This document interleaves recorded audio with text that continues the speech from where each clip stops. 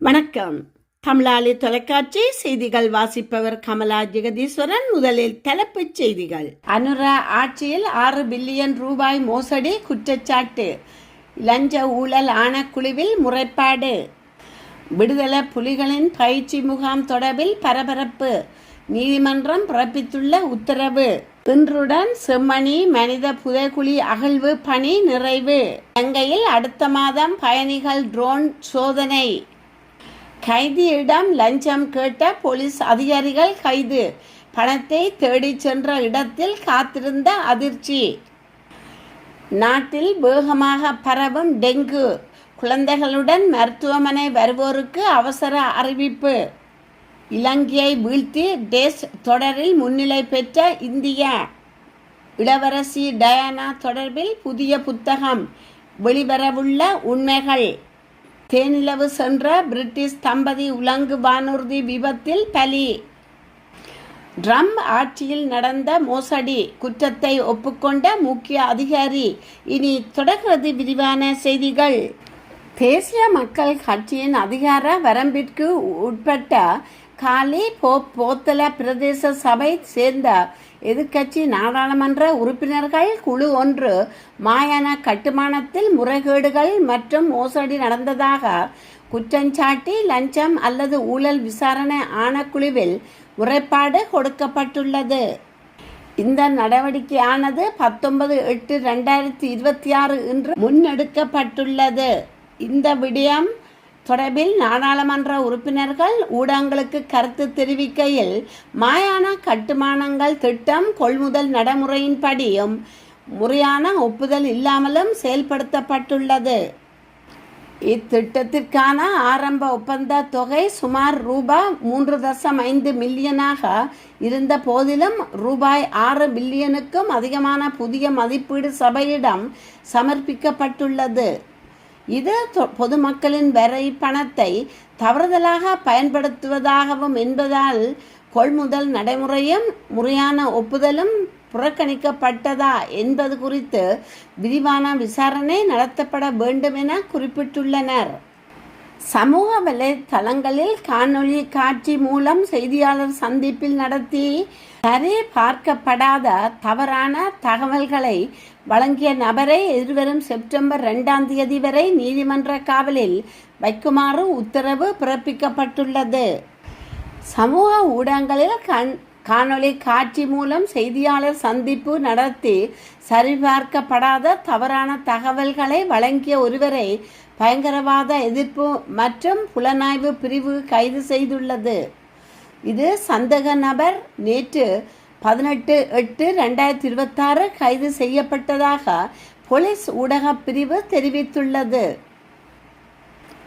Akkarayankulam police பிரிவில் உள்ள வன பகுதியில் விடுதலை புலிகளின் பயிற்சி முகாம் ஒன்று நடத்தப்படுவதாக சமூக ஊடகங்களில் காணொளி காட்சி மற்றும் செய்தியாளர் சந்திப்பு மூலம் சரிபார்க்கப்படாத பொய் தகவலை பரப்பிய குற்றத்துக்காக இந்த சந்தேக நபர் கைது செய்யப்பட்டுள்ளார்.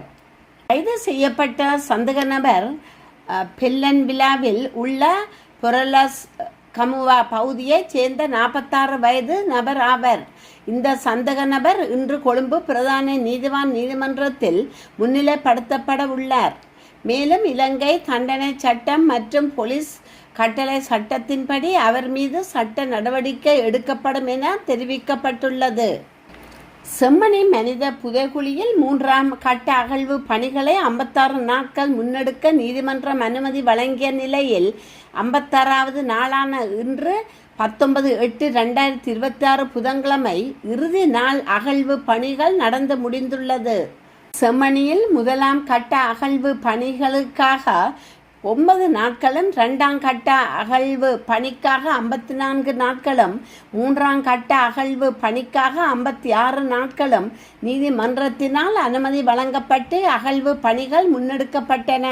இதன் அடிப்படையில் இதுவரை செம்மணியில் மேற்கொள்ளப்பட்ட 110 நாள் அகழ்வு பணிகளின் போது 583 எண்புக்கூடுகள் அடையாளம் காணப்பட்டுள்ள நிலையில் அவை அனைத்தும் அகழ்ந்து எடுக்கப்பட்டுள்ளது. பயணிகள் ட்ரோன் சேவையை அடுத்த மாதம் சோதனை செய்ய இலங்கை தயாராகி வருகின்றது என்றும் 6 மாதங்களுக்குள் வணிக செயல்பாடுகளை நிறுவ திட்டமிட்டுள்ளதாகவும் துறைமுகங்கள் மற்றும் சிவில் விமான போக்குவரத்து பிரதி அமைச்சர் ருவன் கொடிதுவக்கு தெரிவித்தார். ஆரம்ப திட்டத்தின் படி பயணிகள் ட்ரோன்கள் 25 கிலோமீட்டர் வரையிலான தூரத்துக்கு இயக்கப்படும். அதே நேரத்தில் சுற்றுலா தலங்களை நோக்கிய 2 பறக்கும் பாதைகளும் பரிசீலிக்கப்பட்டு வருகின்றன. முன்னோடி திட்டத்தின் முதல் கட்டம் கொழும்பிலிருந்து தெற்கு கடற்கரை நோக்கிய வழித்தடங்களும் கட்டுநாயக்கா மற்றும் துறைமுக நகரத்துக்கு இடையேயான வழித்தடங்களிலும் கவனம் செலுத்தும் என எதிர்பார்க்கப்படுகிறது. செப்டம்பர் மாதத்தில் 2 விமானங்கள் இலங்கைக்கு கொண்டு வரப்படும் என்றும் முன்னோட்ட திட்டத்தின் முதல் 2 மாதங்களில் வழித்தட திட்டங்கள் வகுக்கப்படும் என்றும் கொடிதுவக்கு தெரிவித்துள்ளார். சுற்றுலா மேம்பாட்டுக்கு ஆதரவளிக்கும் ஒரு வழிமுறையாக இந்த முன்னெடுப்பு ஆராயப்பட்டு வரும் நிலையில் அவசரகால மற்றும் பேரிடர் மீட்பு பணிகள் அத்துடன் கடல்சார் மற்றும் கடற்படை தேவைகளுக்கான சாத்தியமான பயன்பாடுகளும் பரிசீலிக்கப்பட்டு வருகின்றன. விமானங்கள் புறப்படுவதற்கும் தரையிறங்குவதற்கும் ஒப்பீட்டளவில் குறைந்த இடமே தேவைப்படுகிறது என்பது அவற்றின் முக்கிய நன்மைகளில் ஒன்றாகும் என பிரதி அமைச்சர் கூறினார். ஆரம்ப கட்ட சோதனைகளை தொடர்ந்து 6 மாதங்களுக்குள் இலங்கை வணிக ரீதியான பயணிகள் ட்ரோன் சேவையை நிறுவ அரசாங்கம் நம்புவதாக அவர் குறிப்பிட்டுள்ளார். ஹெரோயின் போதைப்பொருள் வழக்கில் சந்தேக நபருக்கு சாதகமாக செயற்படுவதற்காக ரூபாய் 20,000 லஞ்சம் பெற்று சாய்ந்தமருது போலீஸ் நிலையத்தைச் சேர்ந்த 2 போலீஸ் அதிகாரிகளுக்கு நீதிமன்றம் விளக்கமறியல் உத்தரவு பிறப்பித்துள்ளது. இது தொடர்பான வழக்கு 19/8/2026 இன்று விசாரணைக்கு எடுத்து கொள்ளப்பட்ட போதே இவ்வாறு உத்தரவு பிறப்பிக்கப்பட்டுள்ளது.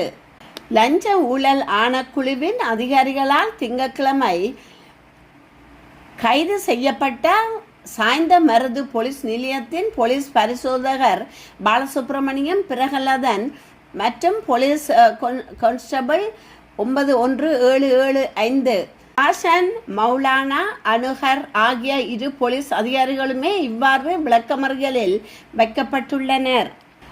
சம்பவம் தொடர்பில் மேலும் தெரிய வருகையில் கடந்த ஆகஸ்ட் 14ஆம் தேதி 70 மில்லிகிராம் ஹெரோயின் போதைப்பொருளை வைத்திருந்த குற்றச்சாட்டில் நபர் ஒருவரை சாய்ந்தமருது போலீசார் கைது செய்தனர்.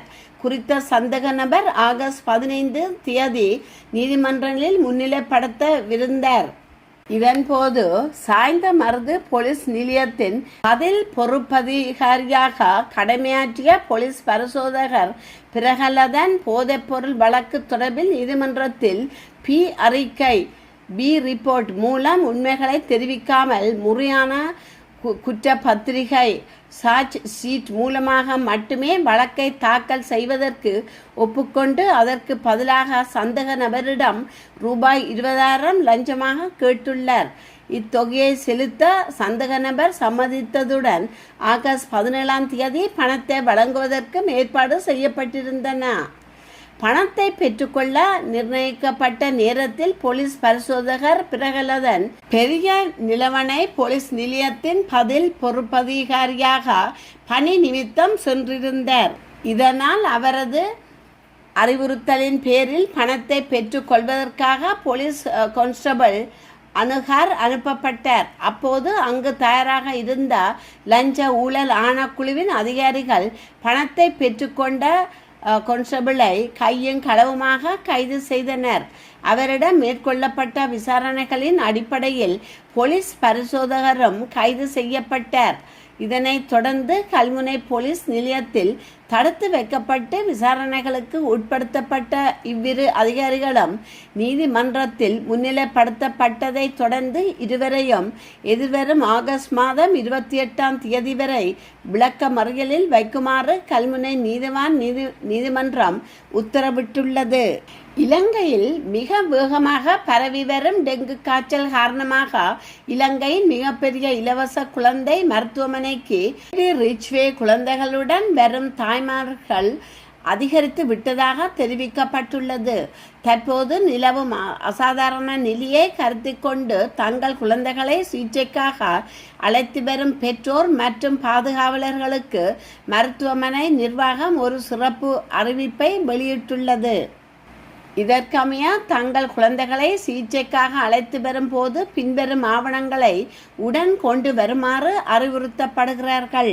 தனி நபர் சுகாதார எண், PHN, பார்கோடு அட்டை, குழந்தையின் உடல்நலம் மற்றும் வளர்ச்சி குறிப்பீடு, இடையே பதிவு புத்தகம், மருந்து, உணவு, ஒவ்வாமை விவரங்கள், மருத்துவ குறிப்பீடுகள், மருத்துவமனையிலிருந்து வெளியேறும் அட்டைகள், நோய் கண்டறிதல் அட்டைகள் போன்றவற்றை கொண்டு வருமாறு கேட்டுக்கொள்ளப்படுகின்றனர். கல்முனை கல்வி வலயத்துக்குட்பட்ட பிரபல பாடசாலை ஒன்றில் 20க்கும் மேற்பட்ட மாணவ மாணவிகளிடம் சுகாதார பரிசோதனை என்ற போர்வையில் தகாத செயற்பாட்டில் ஈடுபட்ட பொது சுகாதார பரிசோதகரை கைது செய்வதற்கு போலீசார் தீவிர நடவடிக்கைகளை மேற்கொண்டு வருகின்றனர். குறித்த பாடசாலையில் கடந்த 18ஆம் தேதி மாணவர்களுக்கான வழக்கமான சுகாதார பரிசோதனைகள் இடம்பெற்ற போதே இந்த தகாத சம்பவம் இடம்பெற்றுள்ளது. சுகாதார பரிசோதனையின் போது குறித்த அதிகாரி தங்களுக்கு உடல்நல ரீதியாகவும் மன ரீதியாகவும் தொல்லை கொடுத்ததாக பாதிக்கப்பட்ட மாணவர்கள் பெற்றோரிடம் தெரிவித்துள்ளனர்.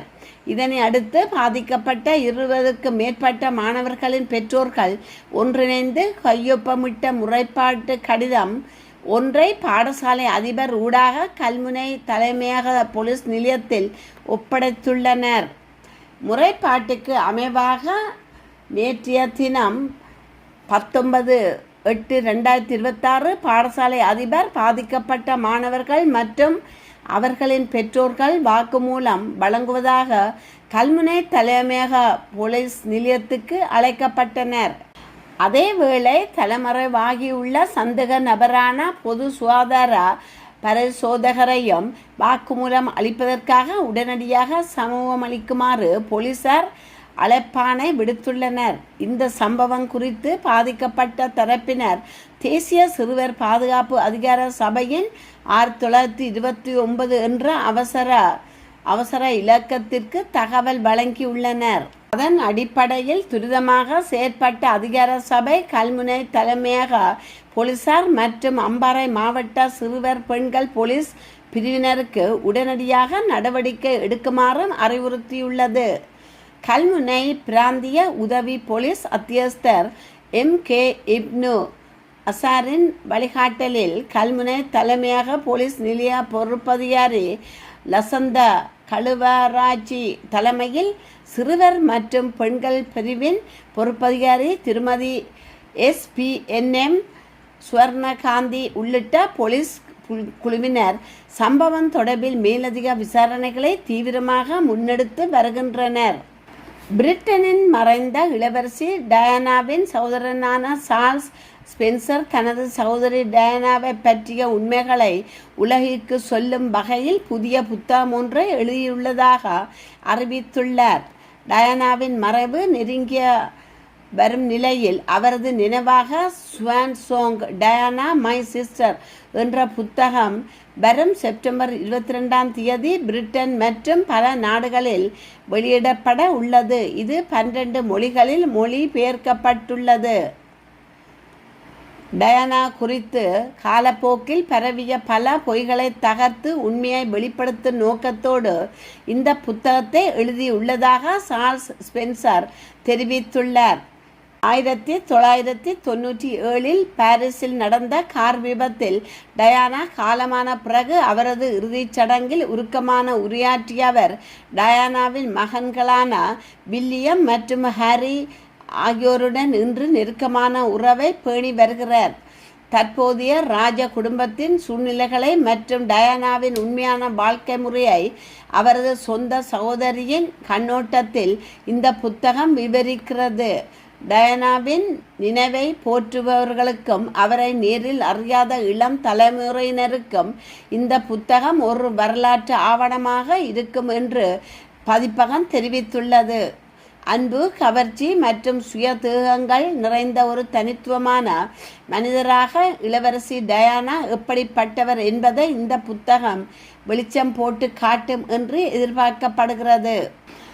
தேனிலவு சென்ற இளம் பிரிட்டிஷ் தம்பதியினரும் அவர்களது விமானியும் உலங்கு வானூர்தி விபத்தில் உயிரிழந்ததாக கிரேக்க காவல்துறை தெரிவித்துள்ளது. கிறிஸ் சிப்னோஸ் தீவில் நேற்று திங்கட்கிழமை நடந்த உலங்கு வானூர்தி விபத்தில் புதுமண தம்பதிகளான அலெக்சாண்டர் குரோமி மற்றும் மேரி எபர்ட் ஆகியோர் தங்களது தென்னிலவுக்காக கிறிஸில் இருந்ததாக அடையாளம் காணப்பட்டுள்ளனர். தனியார் உலங்கு வானூர்தி தரையிறங்கும் தளத்திலிருந்து சில மீட்டர் தொலைவில் விபத்துக்குள்ளானதில் அதில் இருந்த இருவரும் மற்றும் அவர்களது கிரேக்க நாட்டவரான விமானியும் உயிரிழந்துள்ளனர். இந்த தம்பதியினர் எதென்ஸுக்கு அருகிலுள்ள மார்க்கோ போலோ கிராமத்தில் இருந்து பிரபலமான விடுமுறை தீவுக்கு ஹெலிகாப்டரில் சென்றதாக கூறப்படுகிறது. கிரீஸின் விமான பாதுகாப்பு ஆணையம் இந்த விபத்து குறித்து விசாரித்து வருவதாகவும் அதன் புலனாய்வாளர்கள் ஆதாரங்களை சேகரிக்கவும் சாட்சிகளிடம் பேசவும் செவ்வாயன்று சம்பவ இடத்திற்கு செல்லவிருப்பதாகவும் செய்திகள் வெளியாகியுள்ளன. அமெரிக்காவின் தொற்றா நோய் தொடர்பான மூத்த நிபுணரான அந்தோனி பவுசியின் முன்னாள் ஆலோசகர் ஒருவர் கோவிட்-19 தொற்று நோய்க்கான ஆராய்ச்சி நிதி உதவிகள் மற்றும் அது தொடர்பான அரசாங்க பகிரங்க ஆவணங்களை மறைப்பதற்கு சதி செய்தார் என குற்றச்சாட்டை நீதிமன்றத்தில் ஏற்றுக்கொண்டுள்ளார். அமெரிக்காவின் அலர்ஜி மற்றும் தொற்று நோய்களுக்கான தேசிய நிறுவனத்தின் மூத்த அதிகாரியாக பணியாற்றிய 78 வயதான டேவிட் மொரான்ஸ் என்பவரே மேரிலாந்திலுள்ள கூட்டாட்சி நீதிமன்றத்தில் தனது குற்றத்தை ஒப்புக்கொண்டுள்ளதாக தெரிவிக்கப்படுகின்றது. பொது தகவல் சட்டங்களின் கீழ் கோரப்படும் ஆவணங்களை வழங்குவதை தவிர்க்கும் வகையில் அரசாங்க உத்தியோகபூர்வ மின்னஞ்சல் முகவரிகளுக்கு பதிலாக தனது தனிப்பட்ட மின்னஞ்சல் முகவரியை பயன்படுத்தி தகவல்களை பரிமாறியதாக இவர் மீது குற்றம் சாட்டப்பட்டிருந்தது. இந்த சட்டத்தின் குற்றச்சாட்டின் கீழ் அவருக்கு எதிர்வரும் நவம்பர் மாதம் தண்டனை வழங்கி தீர்ப்பளிக்கப்பட உள்ளதுடன் அவருக்கு 5 ஆண்டுகள் வரை சிறை தண்டனை விதிக்கப்படலாம் எனவும் எதிர்பார்க்கப்படுகிறது.